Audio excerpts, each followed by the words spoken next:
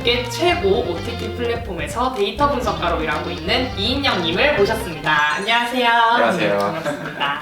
네, 지금 현재 데이터 분석가로 일하고 계시잖아요. 네. 혹시 데이터 분석가가 뭐 하는 직업인지 설명해 주실 수 있나요? 데이터 분석가는 이제 회사의 전체적인 지표를 설정하고 이제 각 구성원들이나 뭐 경영진들한테 현재 우리가 어떤 상황인지 데이터를 간단하게 먼저 보여주는 작업을 먼저는 하고요. 좀 더 딥하게 나와서는 이제 어떤 부분에서 우리 개선할 게 무엇이 있는지 아니면 현재 이제 우리가 이런 상황인데 이제 앞으로 좀 경영적인 전략적인 부분들을 한다고 생각하시면 좋을 것 같아요. 전략적으로. 네.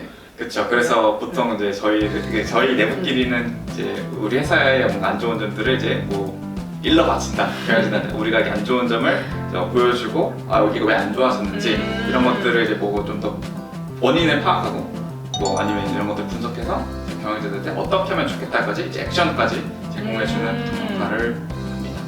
네, 그럼 혹시 데이터 분석가라는 꿈을 어떻게 꾸게 되신 거예요? 이제 원래 처음부터 저도 이쪽에 대해서 관심이 있던 건 아닌데 정말 처음에 시작했던 건 학교 다닐 때 다시 알파고 경기를 그때 수업 시간에 봤었거든요. 그래서 보면서 그때 당시 이제 데이터가 막 인공지능이 붐이실 때 앞으로도 좀 커지겠구나 라는 생각이 들었고 실제로 좀 어떤 식으로 좀 이쪽 진로로 나가는지를 공부를 해보니까 그래서 이제 처음 시작을 하게 됐던 거였거든요. 그럼 혹시 학교 생활 중에서 본인의 진로와 조금 관련이 있었던 활동들이 있을까요? 네, 그 당시 저 창업 동아리를 했었어요. 그래서 같이 이제 당시에 뭔가 스타트업에 이런 붐이 좀 있었거든요. 그래서 토스도 그 당시에도 그렇고 사실 저도 뭐 스타트업들을 되게 관심이 많았었는데 여러 관심 있는 친구들 많이 모았거든요. 뭐 어차피 망했으니까 근데 얘기를 편하게 하면은 당시에 제가 준비했던 창업 이제 주제가 뭐였냐면 옷장 관리 서비스였거든요. 그러니까 우리가 쉽게 생각하면 우리 옷을 사실 뭐 되게 요즘 이커머스도 그렇고 앱으로 되게 쉽게 사잖아요. 그렇죠. 잘 생각해보면 옷을 사는 건 되게 쉬운데 사실 그 옷을 사고 나서 뭔가 우리가 따로 관리를 한다는 개념이 별로 없거든요. 그러니까 옷장에 넣는 게 다지 어떤 옷이 이 옷이 어떤 옷이랑 잘 어울리고 혹은 지금 있는 옷과 뭔가 좀 이거 안 입는 옷도 있을 수 있잖아요. 5년 동안 안 입었어. 사실 얘는 앞으로도 입지 않을 가능성이 크거든요. 근데 그런 것들도 이제 이거는 앞으로 안 입을 건데 뭔가 내가 정리하기 어려우니까 자동적으로 이제 이 옷은 뭐 그러니까 데이터에 기반해서 당신이 3년 동안 안 입었고 앞으로 입을 가능성이 낮습니다. 그래서 오늘 뭐 판매를 그러니까 중고마켓에서 판매까지 연결을 시키거나 혹은 뭐 아예 그냥 판매 버리는 식으로 안내까지 하는 그래서 옷에 좀 쉽게 말하면 옷장을 되게 그냥 사이클을 관리해주는 늘 항상 옷에는 늘 내가 필요한 옷들만 유지시키는 그런 걸 만들려고 했어요. 그럼 이게 실제로 창업까지 간 거예요? 아니면 아이템에서 멈춘 건가요? 아이템에서 이제 실제 프로덕션까지 만드는 과정에서 현실적인 좀 어려움이 컸죠. 왜냐면 여기서 필요했던 게 뭐였냐면 이제 이 사람이 옷을 트래킹했어요. 이 사람이 옷을 구매했으면 그 옷을 저희가 데이터로 저장을 하고 네. 그 다음에 저장만 한 건 아니라 이 옷을 실제로 이 사람이 오늘 언제 입었다 이런 거를 다 트래킹해야 되는데 그 과정에서 제가 좀 진짜 아주 기본적인 프로토타입도 제대로 만들지 못했어요. 그래서 아쉽게도 거기서 멈추고 사실 기획 단계에서 멈춘 거죠. 뭔가 우리가 내놓고 앱으로 만들고 싶었지만 그런 현실적인 좀 문제가 있었어요. 그래도 창업 아이템도 약간 데이터 기반으로 하신 거네요. 그러면. 네, 맞아요. 그럼 약간 창업이 어쨌든 이런 말씀 죄송하지만 실패를 했잖아요. 네. 근데 다른 걸 또 안 찾고 데이터라는 걸 그대로 가지고 간 이유도 저는 궁금해요. 어쨌든 데이터로서는 지금 본인이 업계에서 되게 성공한 케이스잖아요. 네, 그래서 그렇죠. 어떻게 그걸 계속 가지고 갈 수 있었던 거예요, 그 아이템을? 또 내가 이것까지 공부를 이 과정에서 어떻게 하면 데이터를 좀 더 잘 모으고 분석할지에 대한 고민을 했던 게 너무 아까운 거예요. 그래서 이거를 그러면 어차피 내가 여기 되게 하면서 재미있었는데 공부를 해서 이쪽으로 전문가 되면은 되지 않을까 싶은 생각을 그때 들었던 거거든요. 그래서 데이터를 마침 그때 창업 준비도 했었고 그리고 공부도 계속해서 우리가 진행을 했었으니까 그럼 이걸 이제 내가 이제 그냥 데이터 분석가로 진로를 바꾸자. 그래서 그냥 그때 좀 바꿔버린 거죠. 그러면 데이터 관련으로 공부하면서 약간 어떤 점에서 가장 흥미를 많이 느꼈는지 그게 궁금해요. 분석이라는 거에 좀 매력을 느꼈던 거는 사실 데이터라는 것도 우리가 기업의 그리고 성적표나 이런 걸 말하는데 기업이 뭔가 이제 이윤을 추구하고 매출을 이제 벌어야 되는 입장이니까 우리가 성적이 안 좋아. 그럼 얘를 이제 어떻게 하면 우리가 끌어들일 건지를 우리가 찾는 거거든요. 실제로 뭔가 내가 실제로 하는 액션을 통해서 기업의 뭔가 매출이 오르고 또는 비용이 감소하고 이런 것들 좀 실제로 눈으로 보여지면 그때 희열감이 되게 크거든요. 내가 진짜 이 회사에 뭔가 돈을 벌어들이는 느낌이 들고 그런 느낌이 되게 뿌듯했어요.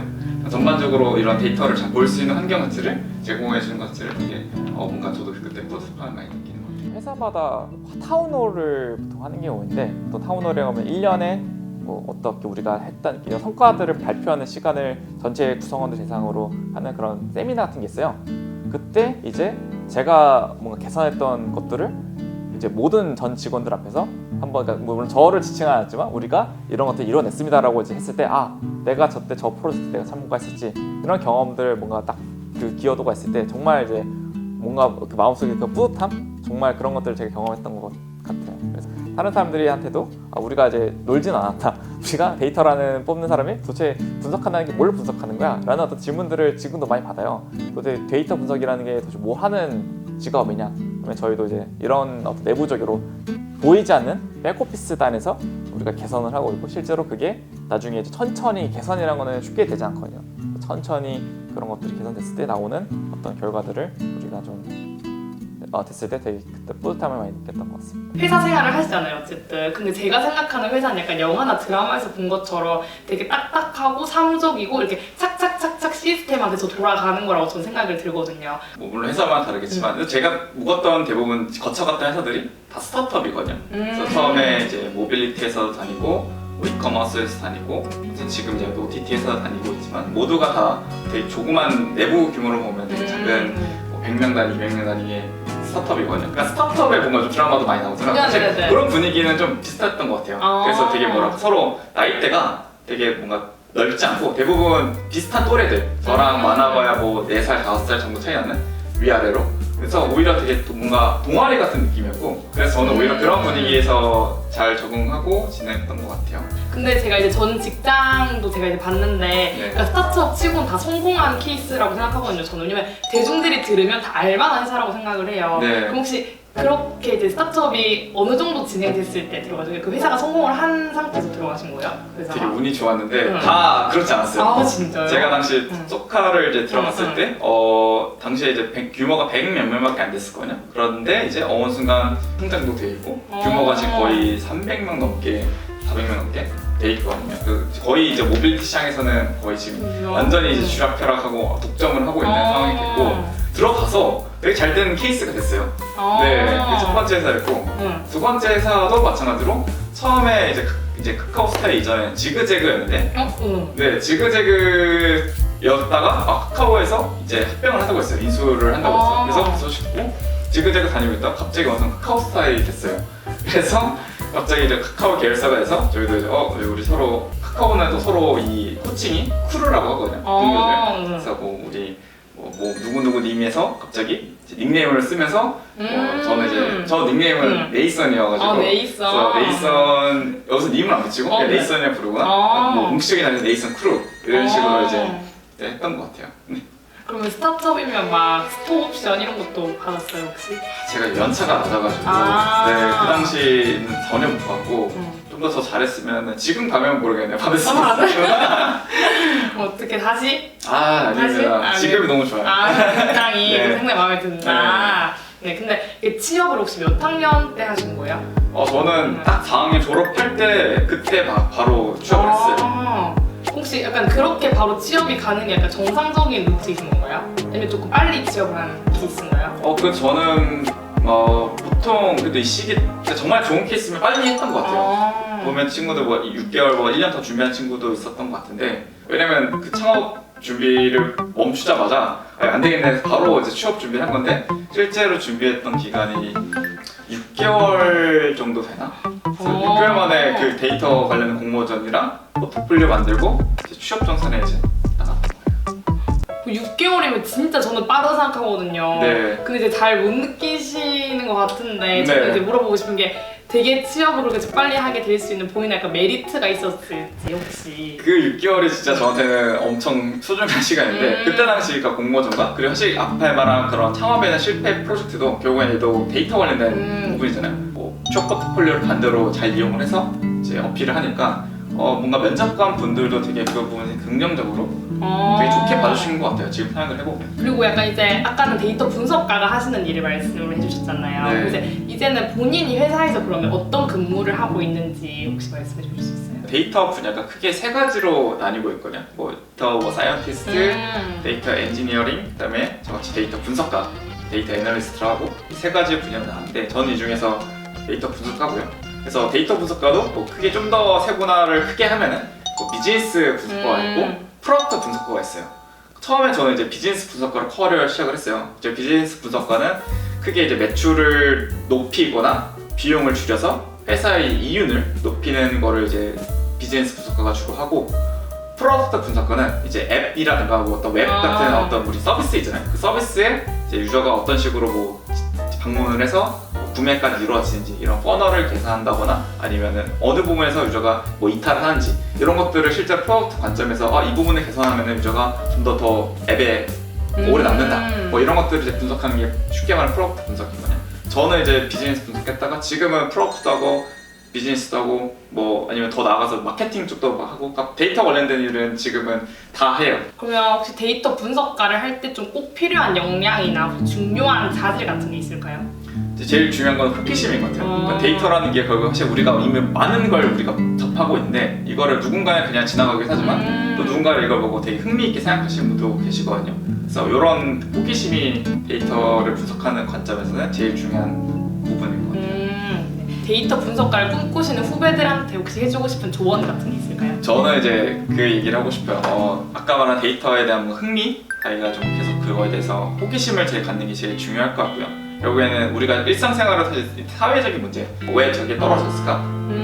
고민해보는 시간, 호기심이 이제 실제로 관찰이 되고 왜 저럴까 탐구가 되는 것까지가 먼저는 제일 필요할 것 같고요. 저도 학교 다닐 때 이제 좀 많이 이제 고민했던 게 뭐냐면 당시 저는 되게 사회 문제에 되게 관심이 많았어요. 특히 이제 환경에 대한 게 되게 커서 실제로 환경이 지금 우리가 다 많이 동감하거든요. 텀블러는 뭐 써야 된다. 당시만 해도 당연히 텀블러도 거의 쓰지도 않았고, 그다음에 대부분 당연히 이제 뭐 이런 비닐봉지라든가 이런 건데, 먼저 저는 이제 실제로 우리가 이런 환경의 오염에 대한 자료들을 찾아보면서 우리가 지금 이렇게 나쁜데 아무도 이거에 대해서 모르고 있는 부분들이 되게 신기해서 데이터는 있는데 이걸 써먹지 못할까? 저는 당시에는 이 데이터로 진짜 약간 좀 부끄러워서 좀 되게 사회를 변화시키고 뭔가 세상을 변화하고 싶은 그런 거를 했었어요. 사실 옷장 관리하는 프로젝트의 왜 목적이 왜 그랬냐, 왜 옷장을 관리하고 싶었냐면은 우리가 옷을 너무 쉽게 사는데 옷을 너무 빠르게 버리고 쉽게 버리는 게 너무 큰 거예요. 옷을 3달만 입고 버리니까 이게 얼마나 되게 낭비고 이게 얼마나 우리한테 되게 안 좋은 건가. 그래서 저 같은 경우도 옷을 한번 사면 되게 저는 오래오래 좀 입는 편인데, 이왕이면 자기한테 잘 어울리는 옷들, 자기한테 잘 맞는 옷들, 사실 이게 어떤 데이터가 잘 해결해 줄 거라고 저는 생각을 해요. 그래서 데이터에 대한 매력도 거기서 같이 느껴지는 거고, 사회적인 부분이 이런 부분이지만 개인으로도 이제 충분히 데이터에 대한 거를 되게 매력을 크게 느낄 수 있는 그런 부분이지 않을까 싶습니다. 네, 그럼 이제 마지막으로 혹시 인형님의 최종 목표나 꿈 같은 게 있을까요? 저도 이제 데이터 커리어를 이제 5년 정도 지금 이제 왔는데요. 이제 5년 동안 느끼면서 경험했던 거는 데이터라는 건 진짜 열심히 공부해도 진짜 끝이 없구나. 그래서 공부에 대한 커리어를 나중에는 이제 뭐 이쪽 데이터 아까 분석가 시작했지만 엔지니어도 지금도 하고 있고, 그러니까 데이터 흔히 말하는 개발자들 보통 풀스택이라는 단어가 있거든요. 저는 데이터 풀스택을 좀 희망을 하고 있어요. 어느 분야 관계없이 엔지니어가 개발도 하고, 그다음에 이걸로 데이터 모델도 만들어보고, 인공지능 모델 또는 데이터 분석도 해보고, 그러니까 데이터에 대한 모든 전 분야를 다룰 수 있는 그런 전 분야에 대한 슈퍼맨 같은 사람, 네, 그런 거를 좀 개인적으로 좀 꿈꾸고 있습니다. 우리 삶 속에서 힘들어하는 게 중에 하나가 이제 방황하는 것도, 어디로 가야 할지 모르기 때문에 우리가 되게 고민이 많고 걱정이 많거든요. 하지만 데이터라는 것도 결국에 뭔가 이걸 미래를 보여주지 않지만 우리가 이제 뭔가 이 데이터를 가지고 과거에도 이랬으니까 앞으로도 이럴 거다. 결국 이 데이터를 알게 되면은 우리가 이제 다음에 무엇을 하면 될지 그런 방향성이라든가 앞으로 계획을 알 수 있으니까. 사실 우리가 코로나도 전에 경험하지 못했던 부분이잖아요.